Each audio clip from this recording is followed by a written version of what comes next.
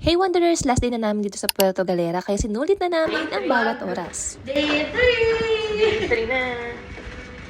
Pagkatapos ng breakfast, nagbihis agad kami kasi babalik kami sa White Beach. Papunta nga sa dagat ay marami ditong madadaan ng mga hotel, ba't ibang kainan, bar, cafe, at iba pa. Super enjoy talaga dito at ang linaw ng tubig. Guys, kung kailan last day na saka pa nagpakita ang araw. Explore rin namin hanggang dulo ng beach para makita ang rock formation. Siyempre, hindi pwedeng mawala ang TikTok ng mga person. Talaga namang masaya pag nahukulayan ng gala. May miss ko talaga itong paglalakad-lakad sa buhangin ng Puerto Galera. Ang sarap sa pakiramdam and worth it lahat ng pagbiyahe.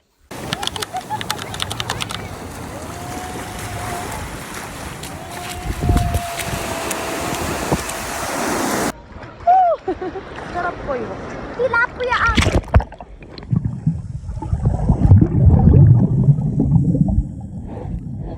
Hilahin ka ganun. Buwelo ko. Tumaman ka.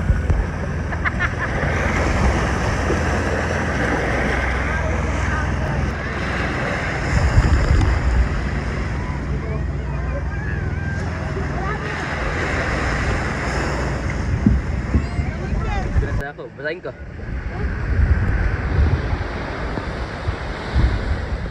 Nasisira naman.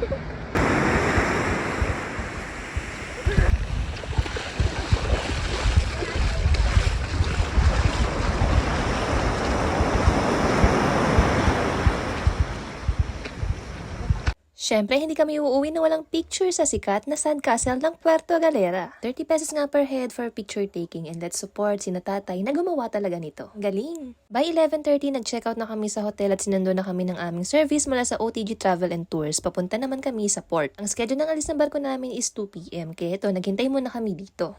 Goodbye na talaga Galera. Pwede bang wag muna tayong umuwi? Char! Super enjoy talaga. Ang ganda ng lugar at ang mabait ng mga tao dito. Worth the visit talaga.